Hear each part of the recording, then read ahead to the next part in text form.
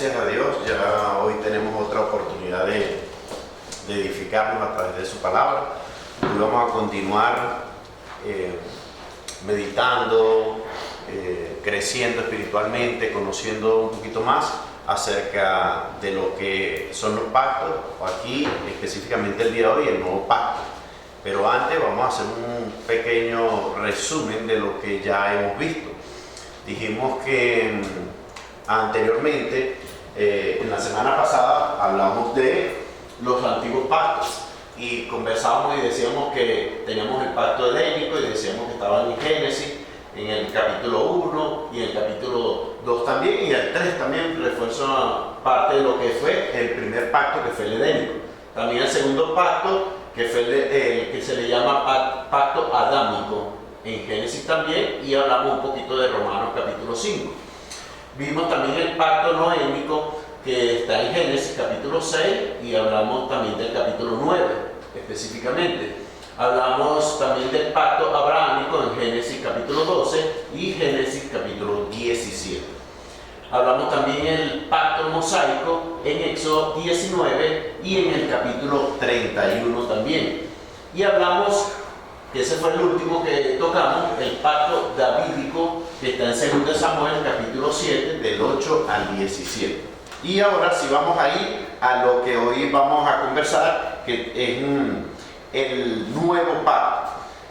Y para iniciar lo que tiene que ver con el nuevo pacto, debemos buscar Jeremías capítulo 31, versículo 31. Y vamos a ver hacia quién va dirigido ese pacto. Porque muchas veces queremos como que decir que este nuevo pacto es diferente en el sentido de que este pacto es con los gentiles, o es que es con una otra nación, o es que Dios se separó de la nación de Israel, y eso es totalmente falso.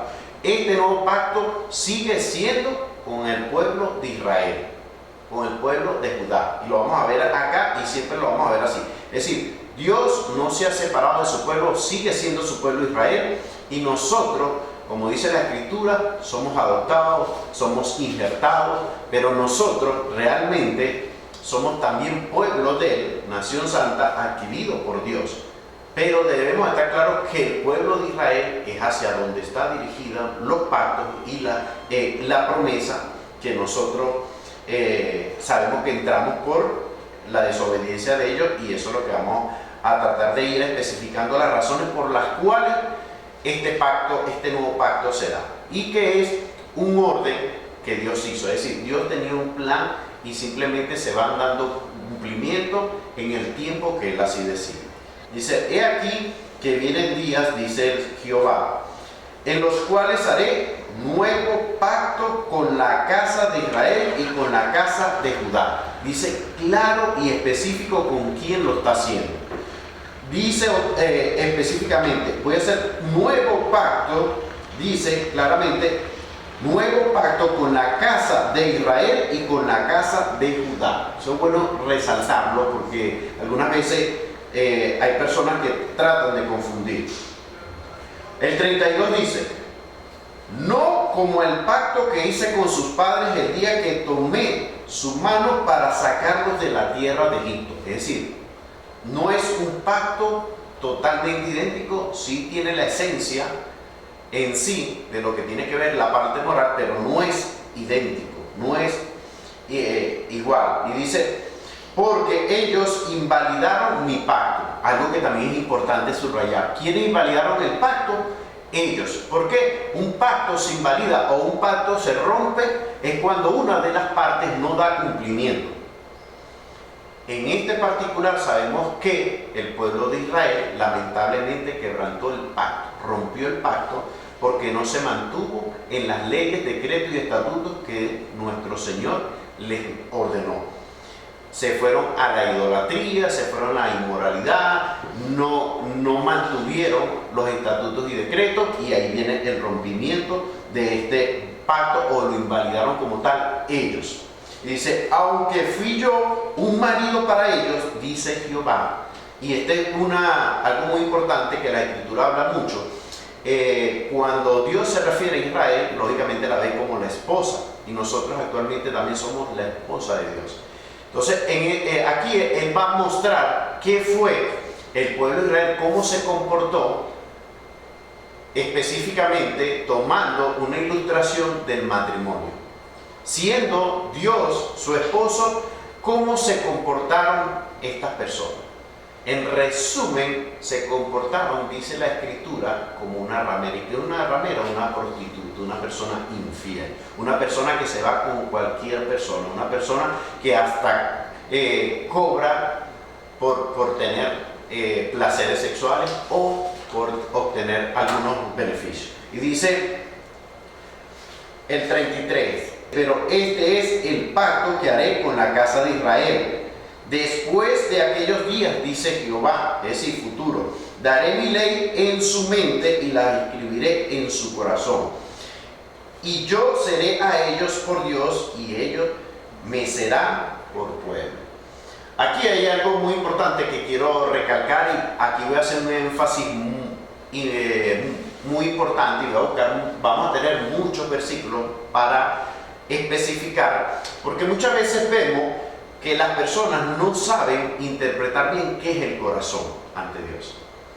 Y aquí está hablando claramente el 33, que daré mi ley en su mente y la escribiré en su corazón, y yo les seré a ellos por Dios y ellos me serán por pueblo.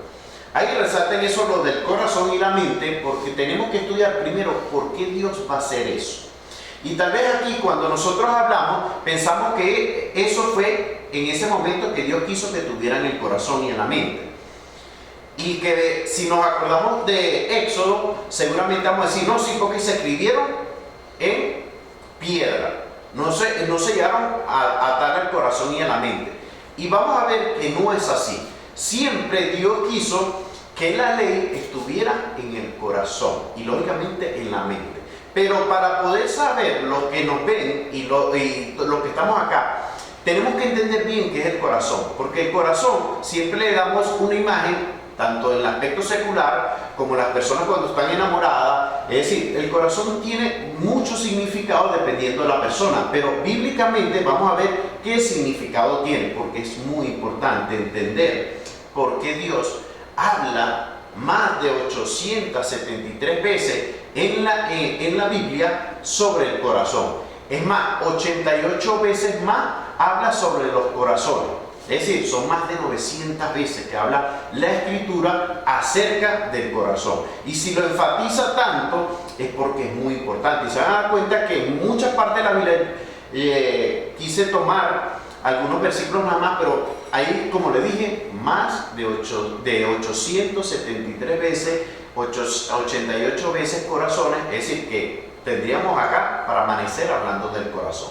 Pero para tener una claridad acerca del corazón y poder avanzar y poder entender por qué Dios habla tanto del corazón y por qué dice que la escribirá en sus corazones y no distorsionar como algunas lamentables religiones que quieren decir que ahora no es necesario leer las escrituras porque ya Dios la colocó en el corazón, distorsionan lo que realmente Dios quiere decir. Entonces, cuando nos enfocamos ¿qué es el corazón según la Biblia? Vamos a encontrar en la definición como tal, en el hebreo y en el mismo griego, vamos a ver que tiene que ver directamente con la voluntad, el intelecto y los sentimientos. Y esto es importante porque también cuando ustedes lo busquen en el hebreo y en el griego, va a decir que eso es el centro de la persona. Porque lógicamente la voluntad, los sentimientos y el intelecto son las que hacen a la persona, son las que demuestran quién es la persona, muestran el carácter de la persona, muestran las conductas de la persona. Y vamos a profundizar un poquito más en cada uno de estos elementos, la voluntad, el intelecto y los sentimientos. Dice que el intelecto es la potencia cognitiva, racional de un ser humano para tratar de entender o de pensar o de actuar. Es decir, es la capacidad que tiene la persona. Le dije el intelecto, ¿no? Entonces es la potencia cognitiva racional del ser humano. El intelecto, lógicamente, nos da la capacidad de entender, comprender, analizar, interpretar, actuar racionalmente. Entonces, mire lo que Dios está diciendo. Tu corazón, cuando le hablas del corazón, le está hablando de todo lo que tiene que ver con la psique, con la capacidad que usted tiene, así como de comprender en la universidad, leer, todo ese tipo de cosas que nosotros hacemos para poder interactuar en una sociedad. Eso Dios le está diciendo que su intelecto es el corazón.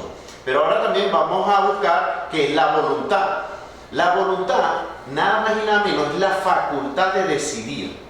Facultad quiere decir que tengo el poder de decidir. El poder de decidir es la voluntad. Y ordenar la propia conducta. Ordenar la propia conducta. Es decir, cuando nosotros tenemos voluntad, depende de nuestra voluntad, nos dirigimos. Por eso es que muchas veces las personas dicen por allí, no es que el gobierno no tiene la voluntad de hacer una cosa o la otra. Lo que está queriendo decir cuando no tiene la voluntad es que no tiene el deseo. Entonces, si Dios te está diciendo, hey, tu voluntad tiene que estar hacia mí, tiene que estar para mí, lógicamente cuando nosotros vamos a Dios tenemos que hacer que su voluntad, su deseo, todo lo que Dios quiere. Entonces, cuando hablas del corazón, hablas de la voluntad también, la voluntad que nosotros debemos tener hacia con Él. Muy importante. El sentimiento. Todos conocemos que el sentimiento es una característica muy importante de la persona también, porque el sentimiento es el que nos dice también cómo nos comportamos. Y aquí en las láminas podemos ver que es un estado de ánimo. Es el estado de ánimo que se produce por causa de lo que nos impresiona. Nosotros estamos tristes, estamos airados, estamos lamentablemente en algunas veces estamos depresivos. Es decir, podemos tener muchas conductas ante la gente en base a los sentimientos. Los sentimientos te pueden hacer matar. Una ira es un sentimiento y una ira tú puedes agarrar con cualquier persona y llevarla a la muerte a esa persona. Pero también el sentimiento te lleva al amor. Entonces Dios te está diciendo, tu corazón, tu sentimiento, tu voluntad, tu intelecto deben estar hacia mí. Entonces ya definido claramente qué es el corazón para con Dios, ahí podemos ver qué fue lo que sucedió con él, porque Dios en este versículo dice que la escribirá en su corazón. Es decir, nosotros necesitamos un corazón o un intelecto, una voluntad marcada por Dios. Y vamos a ver que la Biblia no es la primera vez que habla de que todas estas cosas, o en este caso, para resumirlo, el corazón tiene que estar en manos de Dios. Vamos a verlo en la próxima lámina, en Deuteronomio capítulo 6. Vamos a buscar Deuteronomio capítulo 6. Y vamos a ver que el pueblo de Israel, su pueblo, siempre Dios quiso que el corazón estuviera concentrado con la mirada, con todo su poderío hacia Él. Es decir, todo lo que el hombre es, el centro de Él, tiene que estar en Dios. Estos pues son los mandamientos, estatutos y decretos que Jehová, vuestro Dios, mandó que os enseñase, para que los pongáis por obra en la tierra a la cual pasáis vosotros para tomarla. Y dice el versículo 2, para que temas a Jehová tu Dios, guardando todos sus estatutos y sus mandamientos que yo te mando, tú, tus hijos y el hijo de tu hijo, todos los días de tu vida, para que tus días sean prolongados. Muy importante, prolongados. Dice el 3, oye pues, oh Israel. ¿A quién iba el pacto? Es importante también. Y cuida de ponerlos por obra, es decir, de realizarlo, para que te vaya bien en la tierra que fluye leche y miel, y os multipliquéis como te ha dicho Jehová, el Dios de tus padres. Les dije, pónganle atención a cuando hablen los versículos del corazón. Ahora vienen el 5 y el 6, le va a hablar lo importante que es el corazón. Dice el 4, oye Israel, Jehová nuestro Dios, Jehová uno es. El 5 dice de esta manera, y amarás a Jehová tu Dios de todo tu corazón. Es decir, que el mandamiento siempre fue dirigido a que lo tuviéramos en el corazón. Y lo decía porque Jeremías pareciera que dijera en el capítulo 31, 33 y versículo 33, pareciera que fuera algo nuevo, que tuviéramos en el corazón los mandamientos. No, siempre fue así.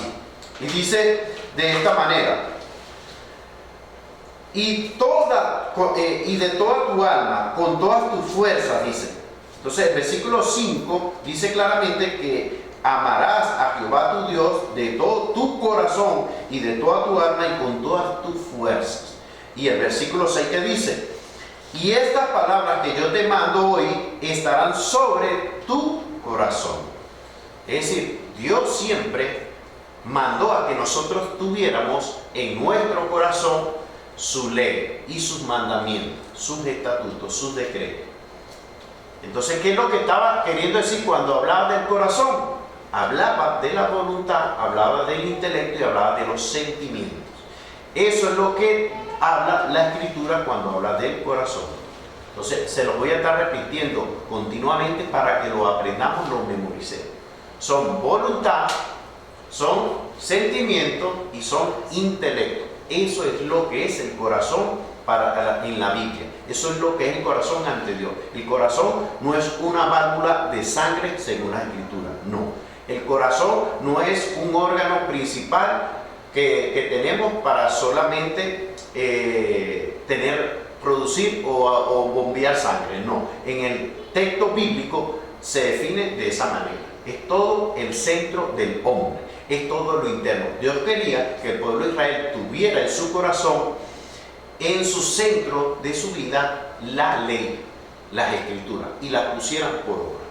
Ahora vamos a ir a Proverbios capítulo 3 para seguir definiendo qué es el corazón. Vamos a leerlo del 1 al 5.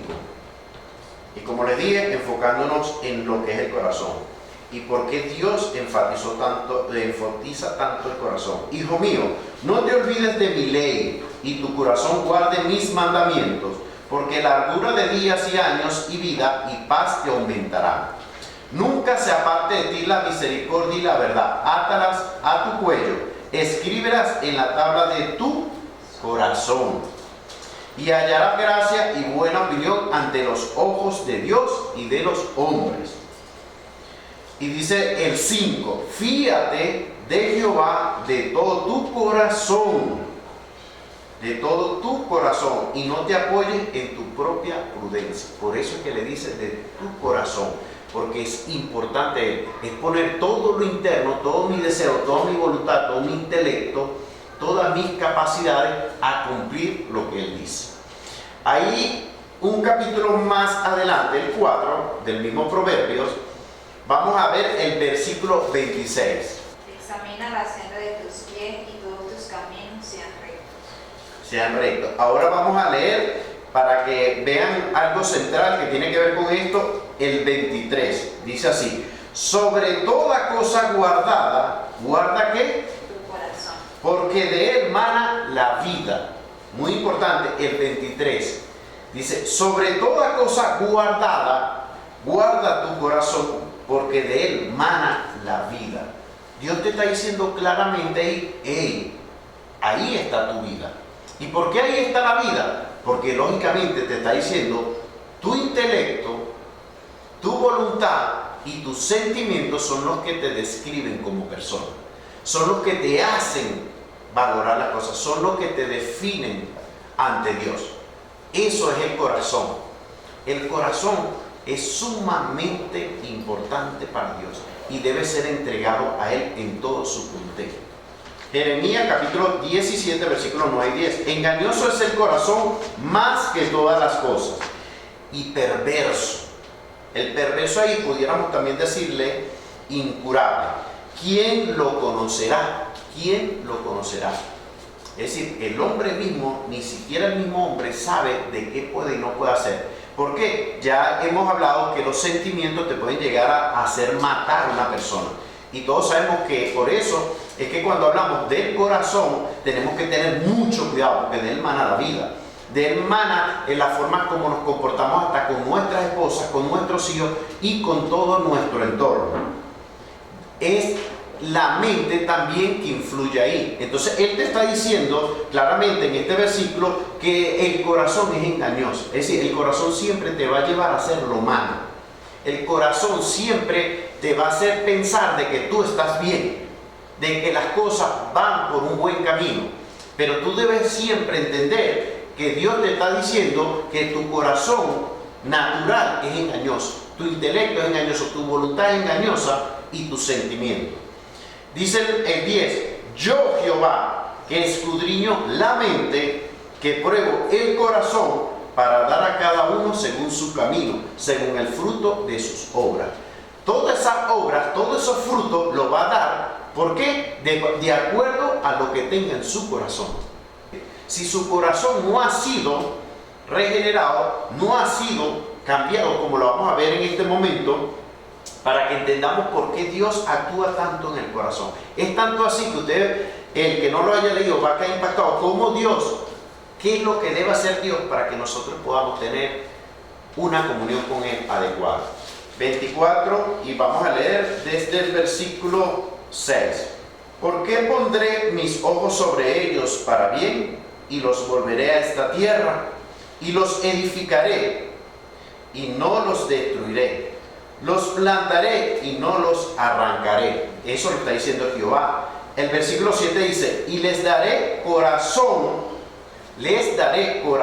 para que me conozcan que yo soy Jehová. Y me serán por pueblo y yo les seré a ellos por Dios, porque se volverán a mí de todo su corazón. Se dan cuenta que comenzando empieza con el corazón y al final termina con el corazón. 32:40. Y haré con ellos pacto eterno, que no me volverá atrás de hacerle bien, y pondré mi temor en el corazón de ellos, para que no se aparten de mí. Qué importante, ¿eh? Hasta para tenerle temor a Dios, tiene que Dios ponerle un corazón. Es decir, Dios tiene que participar allí. El problema es que nosotros queremos hacer con nuestra voluntad, con nuestro sentimiento y con nuestro intelecto a nuestra manera. Pero ya vimos que es engañoso y que también no le podemos temer. Él tiene que hacerlo. Por eso es que él dice ahí en Jeremías 32:40, dice, y haré con ellos pacto eterno. Dios lo cambia a toda persona que en verdad cree en Él. Y usted dirá, ¿dónde aparece eso? Vamos a buscarlo. Ezequiel. Vamos al libro siguiente que tenemos allí. Ezequiel, capítulo 36. 36 del versículo 26 al 28. Dice de esta manera, os daré corazón nuevo. Es decir, tenemos un nuevo pacto, pero también tenemos que tener un nuevo corazón. Os daré corazón nuevo y pondré espíritu nuevo dentro de vosotros. Persona nueva, nuevo nacimiento. Y quitaré de vuestra carne el corazón ¿de qué? De piedra. Y cuando estamos en el Éxodo, ¿se acuerdan que las leyes fueron escritas en piedra? Entonces, Dios lo que estaba tratando de decir es que ustedes tienen la palabra de Dios, tienen los mandamientos, pero en la piedra, y su corazón es de piedra. Cuando nosotros tenemos normalmente es un intelecto de piedra, un intelecto que para con Dios no cuadra, una voluntad que para Dios no es la correcta, unos sentimientos que son contrarios a la palabra de Dios. Y dice, y os daré un corazón ¿de qué? Carne. De carne, ¿verdad? Entonces es muy importante que nosotros tengamos un corazón nuevo. Y dice el 27, y pondré dentro de vosotros mi espíritu y haré que anden en mis estatutos. Primero tenemos el corazón y después vamos a andar, pondré dentro de vosotros mi espíritu y haré que andéis en mis estatutos y guardéis mis preceptos y los pongáis por obra. Esos dos versículos, al que le gusta resaltar, resalte. Porque usted va a entender, hey, yo tengo que cambiar esto. pero no lo puedo yo mismo. Dios tiene que cambiarme para poder yo cumplir sus estatutos y guardar sus preceptos y ponerlos por obra, es decir, hacerlos. Ahora vamos a ver algo que no es nada más en el Antiguo Testamento que lo dice.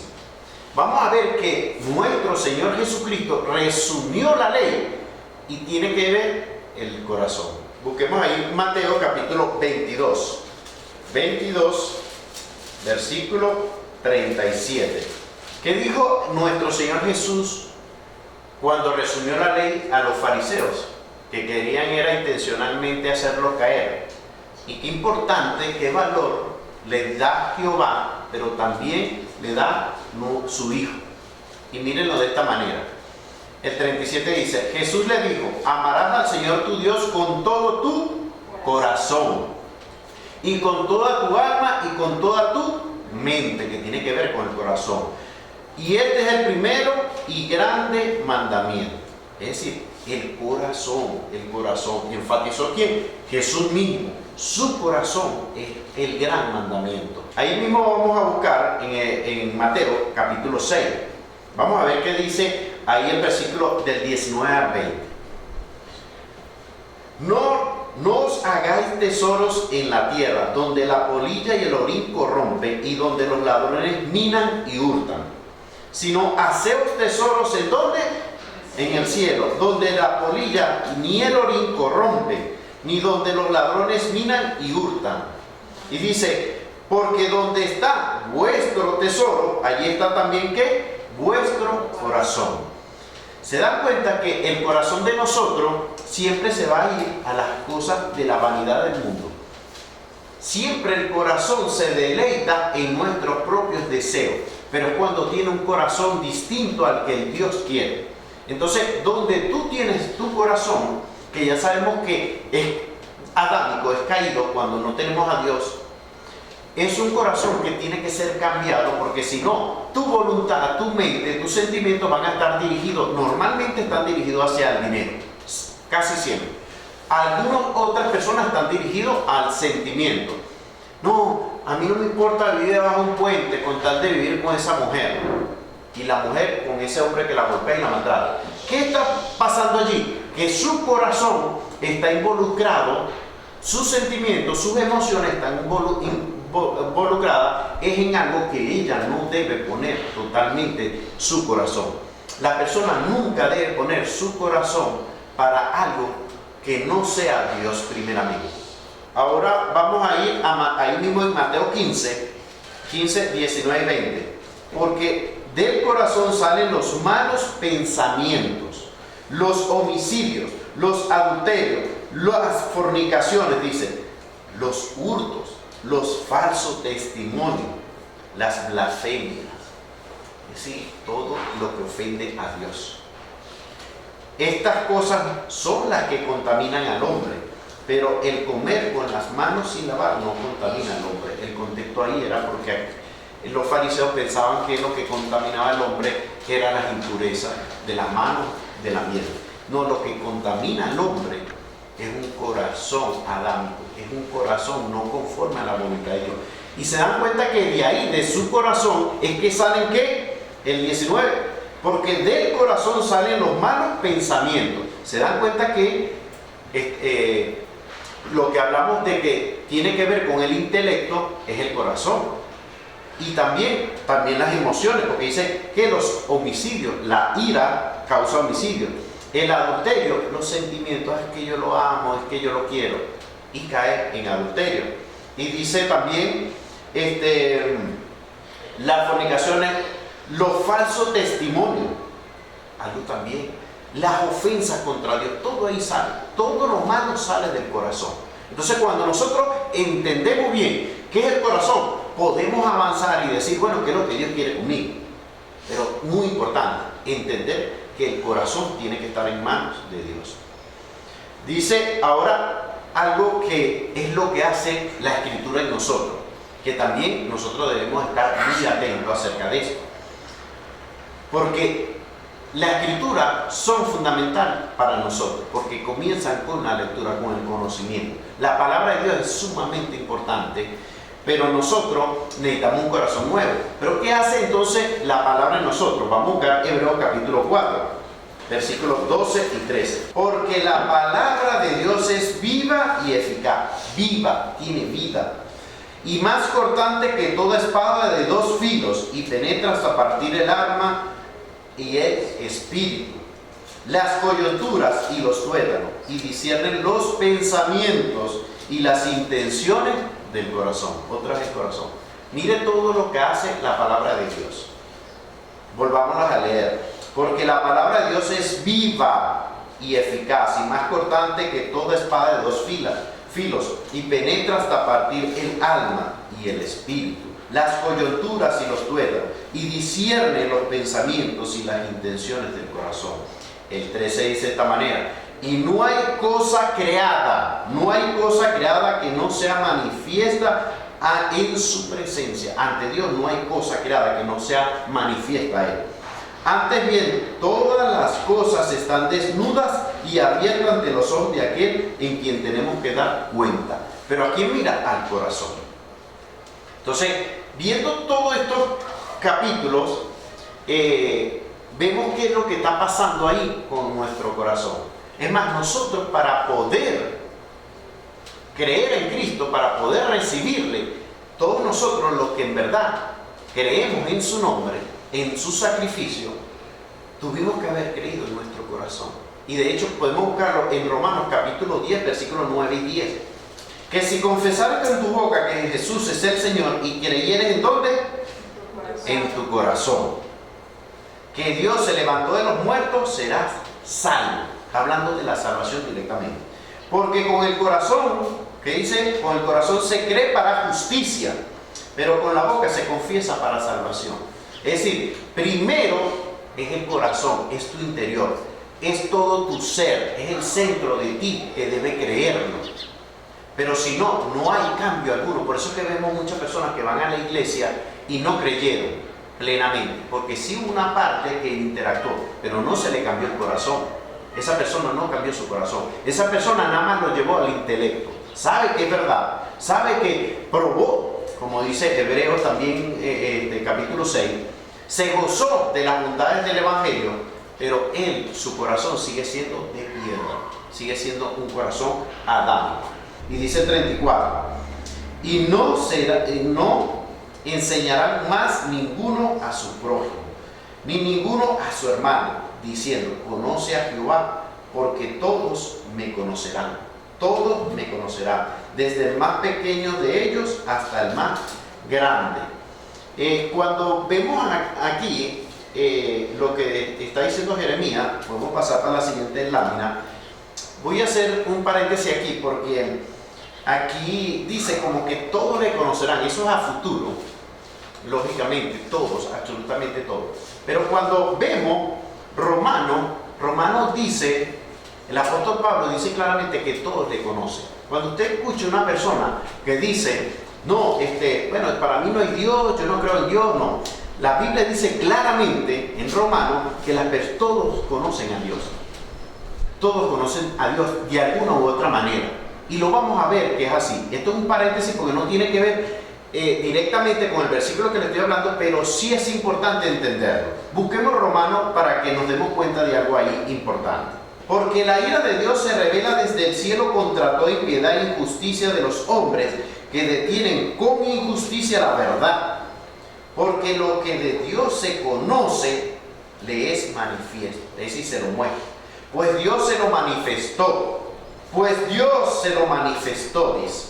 El versículo 20 dice, porque las cosas invisibles de Él, su eterno poder y deidad, se hacen claramente visibles desde la creación del mundo, siendo entendidas por medio de las cosas hechas. Es decir, usted puede conocer a Dios nada más por las cosas que ya Dios ha hecho. De modo que no tienen excusa. Nadie tiene excusa ante Dios.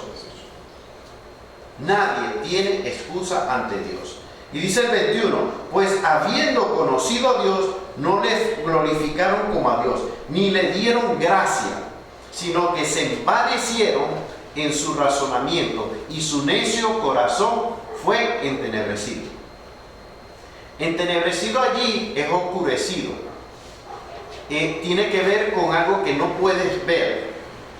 Es decir, algo inútil, algo que no logra el objetivo, pues, como tal. Una persona entenebrecida es que no tiene capacidad para ver algo.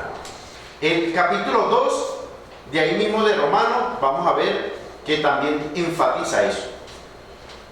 2, 14 al 16.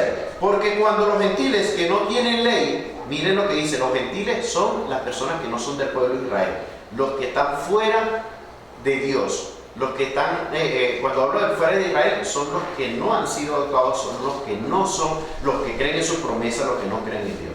Porque los gentiles que no tienen ley hacen por naturaleza lo que es de la ley. Estos, aunque no tengan ley, son ley para sí mismos. Es decir, ellos mismos se hacen su ley. Pero miren lo que dice el 15. Mostrando la obra de la ley escrita, ¿en dónde? En sus corazones. Volvemos otra vez que eso está escrito ahí, dando testimonio su conciencia. ¿Se acuerdan? Todos aquí hemos alguna vez escuchado que la persona dice, tú tienes conciencia, dando testimonio su conciencia y acusándoles o defendiéndoles su razonamiento. Es decir, la persona está en capacidad de saber lo bueno y lo malo que está ahí, porque Dios mismo se lo muestra. El mundo entero muestra quién es Dios. Entonces no hay excusa. Nadie tiene excusa. Ahí quería enfatizar eso porque es muy importante que entendamos que el que dice ser ateo lo es porque quiere ser ateo. De hecho, en realidad no es ateo nada, porque el hecho de que pelee con Dios demuestra que lo que está es aislado contra Él, está molesto contra Él y lo que quiere es debatir con Él porque tal vez hay algo que le pasó en su pasado o en su presente que generan el rechazo hacia Dios. Pero en realidad, si fuese realmente ateo, no estuviera peleando tanto con Dios. Porque yo no voy a pelear con alguien que no existe. Porque manifiesto es que nuestro Señor vino de la tribu de Judá. Muy importante, los que no tenían claro. Y eso es fundamental para entender todo el contexto. Jesús no viene de la tribu de Leví, porque la tribu de Leví es el sacerdocio, ¿verdad? Pero Jesús viene de la tribu de Judá. Por eso quiero que las personas que les gustan anotar resalten eso. Jesús viene de la tribu de Judá. ¿Eso qué quiere decir? Te está diciendo que quiere que esa tribu como tal, ese sacerdocio, vamos a ver más adelante, es cambiado. De la cual nada habló Moisés tocante al sacerdocio. Nada habló Moisés. ¿Por qué? Porque Moisés habló, fue de Leví. Y en esto es aún más manifiesto, si a semejanza de Melquisedec se levanta un sacerdocio distinto. Por eso estos versículos son muy importantes. Distinto. No constituido conforme a la ley del mandamiento acerca de la descendencia, sino según el poder de la vida indestructible. ¿Quién es que tiene vida indestructible? Dios. Lógicamente, nuestro Señor Jesucristo tiene una vida indestructible. Mire lo que dice el 17. Pues se da testimonio de él. Tú eres sacerdote para siempre según el orden de Melquisedec. Entonces estamos viendo ahí claramente que es un sacerdocio, dice, para siempre. Y el 18 dice, queda pues abrogado el mandamiento anterior a causa de su debilidad y ineficiencia. El 19 dice, pues nada perfeccionó. Miren lo que dice, nada perfeccionó. Nada perfeccionó, ¿qué? La ley. Y de la introducción de una mejor esperanza, es decir, se introduce una nueva esperanza, por la cual nos acercamos ¿a quién? A Dios. Hay una nueva esperanza que se introdujo ahí. El versículo 28. Dice ahí, porque la ley, escuchen con mucha atención, porque la ley constituye sumos sacerdotes a débiles hombres. Pero la palabra del juramento posterior a la ley, al Hijo, hecho que perfecto para siempre. Pero ahora tanto mejor ministerio es el suyo, cuando es mediador de un mejor pacto. Hay un mejor pacto establecido sobre mejores promesas. Entonces estamos viendo que el pacto está ¿qué? Sobre mejores promesas. Lo dice ahí claramente, no lo digo yo. Entonces, ¿qué es lo que estamos viendo ahí claramente que el problema lo tenemos en que el sacerdote que teníamos no era un sacerdote perfecto, no era un sacerdote que limpiara realmente nuestros pecados. El 8:13 de ahí de Hebreo. Al decir nuevo pacto, léanlo ahí por favor, al decir nuevo pacto, ha dado por viejo ¿a qué? Al primero. Y lo que se da por viejo y se envejece, dice claramente, está próximo ¿a qué? Desaparecer. A desaparecer. Escuchen bien, a desaparecer. Cuando tenemos todo esto, vamos analizando y vamos dándole una buena interpretación a la palabra de Dios. Ahora vamos a buscar el capítulo 9, es decir, el siguiente. Y busquemos ahí el versículo 15. Así que, por eso es mediador de un nuevo pacto, para que interviniendo muerte para la remisión de las transgresiones que habían bajo el primer pacto, los llamados reciban la promesa de la herencia eterna. Reciban la herencia. Es decir, le está diciendo claramente, el antiguo pacto no, tiene que haber el nuevo. Porque donde hay testamento, es necesario que intervenga muerte del testador. Ahí lo que le está queriendo decir, cuando usted hace un testamento, ¿cuándo va a obtener lo que él está diciendo ahí? Cuando muera la persona, ¿verdad? Si se hace un testamento, la persona va a lograr tener el acceso a eso cuando muera esa persona. Entonces, por eso es que vemos que Cristo murió por nuestros pecados.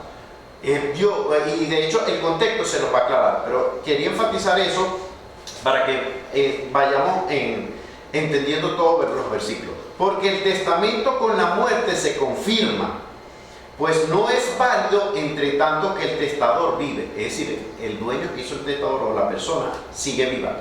Y dice de esta manera, de donde ni aún el primer pacto fue instituido sin sangre. Es decir, hasta el antiguo pacto fue instituido fue con sangre. Porque habiendo anunciado Moisés todos estos mandamientos de la ley a todo el pueblo, tomó la sangre de los becerros y de los machos cabríos con agua, lana escarlata e hisopo, y roció el mismo libró y también a todo el pueblo, diciendo, dice 20, esta es la sangre del pacto de Dios que os ha mandado. Y además de esto, roció también la sangre en el tabernáculo y en todos los vasos del ministerio. Y dice el 22, y casi todo es purificado según la ley con sangre. Y sin derramamiento de sangre no se hace remisión. Sin derramamiento de sangre no se hace remisión. Fue pues necesario que las figuras de las cosas celestiales fuesen purificadas así, pero las cosas celestiales mismas con mejores sacrificios que esto, porque no entró Cristo en el santuario hecho de mano, figura del verdadero, sino en el cielo mismo para presentarse ahora por nosotros ante Dios, y no para ofrecer muchas veces como entra el sumo sacerdote al lugar santísimo cada año con sangre ajena. Es decir, ni siquiera era su propia sangre. Llevaba, lógicamente, cordero, becerro, todo ese tipo de sacrificio, y está diciendo claramente aquí que ese sacrificio ni siquiera era su propia sangre. El 26 dice, de otra manera les hubiera sido necesario padecer muchas veces desde el principio del mundo, pero ahora, aquí es donde le vamos a prestar más atención, a la hora consumación de los siglos, se presentó una vez para siempre por el sacrificio de sí mismo para quitar de en medio el pecado. Es decir, Jesucristo se presentó para quitar el pecado. El 27 dice, y de la manera que está establecido para los hombres que mueran una sola vez y después de esto, ¿el qué? El juicio. Así también Cristo fue ofrecido una sola vez para llevar los pecados de muchos, y aparecerá por segunda vez sin relación con el pecado para salvar a los que les esperan. Vemos ahí algo directo, preciso. Ese es uno de los aspectos más importantes del nuevo pacto. El nuevo pacto, la diferencia que hay de los antiguos es que tenemos un nuevo mediador perfecto. Esa es una de las claves del nuevo pacto. Y si quieren lo resalto. El nuevo pacto, a diferencia del otro, tiene que ver directamente con el mediador, no con otro mandamiento más en sí como tal, sino con su mediador, con su sacerdocio, porque es un sacerdocio perfecto. Ahora vamos a buscar Corintios, 1 Corintios capítulo 11. Vamos a ver cuál es la señal de ese nuevo pacto. Porque yo recibí del Señor lo que también os he enseñado, que el Señor Jesús, la noche que fue entregado, tomó pan, y habiendo dado gracias, lo partió y dijo: tomad, comed, esto es mi cuerpo, que por vosotros es partido. Haced esto en memoria de mí. Asimismo tomó también la copa, dice, después de haber cenado, diciendo: esta es la copa, esta copa es el nuevo pacto en mi sangre, en mi sangre. Haced esto todas las veces que la bebieres en memoria de mí. Entonces, ¿cuál es la señal del pacto? El nuevo pacto, la cena del Señor. ¿Ves? Por eso es que nosotros hacemos la cena del Señor. Es una señal del nuevo pacto. Ahora vamos a buscar rápidamente 2 Corintios y el capítulo 3. Dice así: ¿comenzamos otra vez a recomendarnos a nosotros mismos o tenemos necesidad, como algunos, de cartas de recomendación para vosotros o de recomendación de vosotros? Nuestra carta sois vosotros, escrita en nuestros corazones, conocidas y leídas por todos los hombres, siendo manifiesto que sois cartas de Cristo expedidas por nosotros, escritas no con tinta, sino con el Espíritu de Dios vivo, no en tablas de piedra, sino en tablas ¿de qué? De carne del corazón. Por eso es que el corazón era importante, ¿bien? Y tal confianza tenemos mediante Cristo para con Dios, no que seamos competentes por nosotros mismos para pensar algo como de nosotros mismos, sino que nuestra competencia proviene de ¿qué? Nosotros somos competentes a Dios, proviene de ¿qué? De Dios, el cual asimismo nos hizo ministros competentes de un nuevo pacto, nos hizo ministros, no de letra, sino del Espíritu, porque la letra mata, mas el Espíritu vivifica. Y vemos ahí que es claro y evidente que Dios está diciendo también que ya no tiene un corazón de piedra, sino un corazón conforme a la voluntad de Dios. Y después que hemos leído ese versículo hasta el 6, vamos a leer también un versículo allí que nos muestra algo muy importante y que nos va a abrir un poquito más luz, que es el versículo 14 al 18. Mira lo que dice ahí del mismo capítulo 13, 14 al 18. Esto es para que entiendan lo que hacen los que están todavía en el antiguo pacto, haciendo todas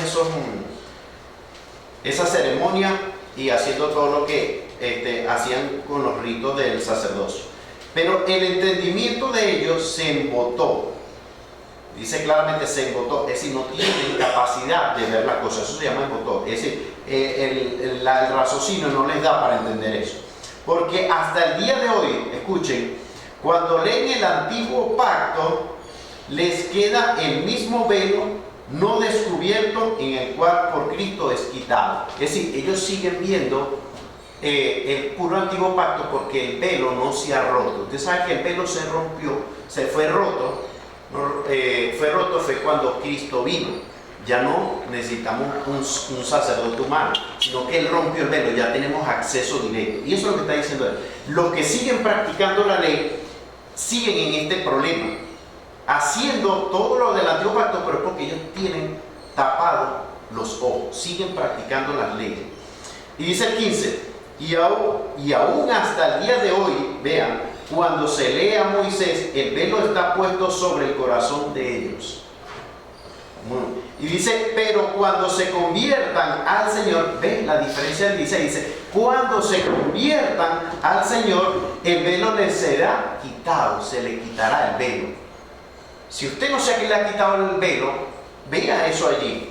Porque el Señor es es el Espíritu, y donde está el Espíritu del Señor, allí hay libertad. Por tanto, nosotros todos, mirando a cara descubierta como un espejo la gloria del Señor, somos transformados de gloria en gloria en la misma imagen como un espíritu, como me perdí.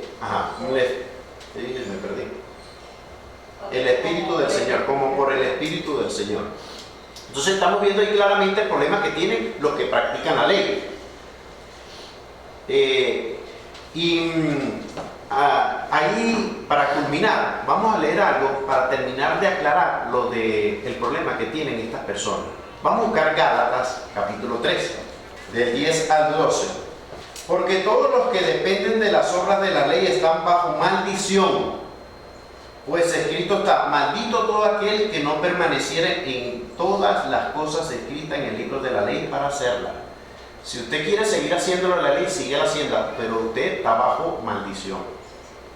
Y dice, y que por la ley ninguno, que dice, se justifica para con Dios. Es evidente, porque el justo por fe vivirá. Y la ley no es de fe, sino que dice, el que hiciere estas cosas vivirá por ellas. Recalquen eso, porque ustedes ahí están viendo claramente que no es por ley, es por fe. Actualmente es por fe. Ahora vamos a leer el versículo 19 al 29 rápidamente, y con eso culminamos. Entonces, ¿para qué sirve la ley? Ustedes pensarán ahí, entonces, ¿para qué sirve la ley? Fue añadida a causa de las transgresiones, hasta que viniese la simiente a quien fue hecha la promesa. Eso fue hecho, ¿para qué? Hasta que viniera la promesa. Y fue condenada por medio de ángeles en manos de un mediador. Dice, y el mediador no lo es de uno solo, dice, pero Dios es uno. Luego la ley es mentira, es contraria a la promesa de Dios. La ley es contraria a la promesa de Dios en ninguna manera. Porque si la ley dada pudiera vivificar, la justicia sería verdaderamente por la ley, pero sabemos que no es por la ley. Mas la Escritura lo encerró todo bajo pecado. La Escritura lo encerró todo bajo pecado, para que la promesa que es por la fe en Cristo fuese dada a los creyentes. Es por la fe en Cristo. Pero antes que viniese la fe, estábamos confinados bajo la ley. Es decir, íbamos todos muertos por esa ley, encerrados para aquella fe que había de ser revelada, es decir, algo a futuro, fue mostrado. De manera que la ley ha sido nuestro ayo. Ayo ahí es una persona que te guía, que te lleva, una institutriz también se le dice, para que entiendan ahí. El ayo es el que te dirige, para llevarnos a Cristo, a fin de que fuésemos justificados por la fe. Somos justificados por la fe, no por la ley. Pero venida la fe, ya no estamos bajo el ayo, es decir, bajo la ley. Pues todos sois hijos de Dios por la fe en Cristo Jesús. Somos hijos de Dios por la fe en Cristo Jesús. Porque todos los que estáis, los que habéis sido bautizados en Cristo, por eso es que bautizamos, ahí dice claramente como el 27, porque todos los que habéis sido bautizados en Cristo, de Cristo estáis revestidos. Ya no hay judío ni griego, no hay esclavo ni libre, no hay varón ni mujer, porque todos vosotros sois uno en Cristo Jesús. Y si vosotros sois de Cristo, ciertamente linaje de Abraham sois, herederos según la promesa. Por eso es que la promesa está para nosotros, pero nosotros somos por medio de un nuevo mediador. El mediador es Cristo, del nuevo pacto. Dejó también una señal, la Santa Cena. Dijo que nos bautizáramos. Todos vamos por esas promesas mejores que tiene el nuevo pacto. No desechamos la ley en todo su contexto, porque la ley en sí misma es buena, dice el apóstol Pablo. La ley es buena y santa, dice el apóstol Pablo, pero no salva. Somos salvos por medio de la fe. ¿Me entiendes? Hay unas personas que en la actualidad quieren seguir cumpliendo la ley y le dicen a las personas, si no cumples la ley no eres salvo. La misma Biblia dice claramente que ninguno la ha podido cumplir, nadie la ha podido cumplir, porque si alguien la pudiera cumplir, a la perfección, entonces por demás murió Cristo. Entonces, en resumen, este nuevo pacto es el pacto de salvación eterna, es el pacto que nos limpia de todo pecado, es el mediador perfecto, tenemos un mediador perfecto, es un gran sacerdote y podemos entrar al lugar santísimo cómodamente ante Él, con reverencia sí, pero tenemos un sacerdote, un sumo sacerdote sin pecado y que reina por los siglos de los siglos. Bendito sea el Señor Jesucristo, que vino un día a morir y a hacer cumplimiento de ese pacto que está en Jeremías capítulo 31. A ese pacto nosotros fuimos injertados, nosotros fuimos adoptados, pero eso no quiere decir que vamos a seguir matando becerros y haciendo todo lo que el antiguo pacto, porque hay cosas en el antiguo pacto de las cuales ya no son necesarias, porque ya Cristo cuando vino las cumplió. Y si ya las cumplió, quedó. Y sabemos cuáles son las que permanecen, porque sí permanece la ley, sí la ley la seguimos leyendo, sí seguimos edificándonos, pero la ley en muchas partes que no la podemos leer hoy, en muchos contextos, más que todo el ritualista, más que todo lo que tenía que ver con el sacerdocio, más que todo que tenía que ver con las fiestas, que tenía que ver, aunque las fiestas también son importantes, que tenían que ver con todo lo que hacían los judíos. Ahí entra, aunque usted no lo crea también, hacia quién fueron el diezmo fue instituido para Israel, y algún día vamos a leer.